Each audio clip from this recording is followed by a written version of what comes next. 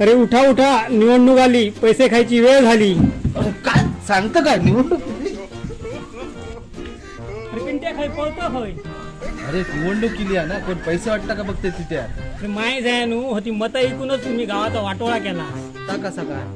अरे हतेच्या आत तुमका पैसे वाटतले ते उद्या निवडा नेल्यानंतर तुमच्या गावाच्या विकासावर लक्ष देतले का तुमका वाटलेले पैसे कमवण्यावर लक्ष देतले? अरे त्यांचा कामच आहे आमच्या गावाचा विकास करूचो, आणि जर नाही केलं तर आम्ही त्यांना जा विचारतलो. अरे जा विचारतलस ह्या बरोबर हा, जा बी विचारूकच होयो, पण तिया जर पैसे घेऊन तुझं मत विकलं तर खायच्या तोंडात त्यांका जा विचारतलं. बरोबर बोललंस तिया. आमका पैसो नको, आमका पैशापेक्षा गावाचा विकासच महत्वाचा असा. शिरा पाडा दे त्या पैशावर.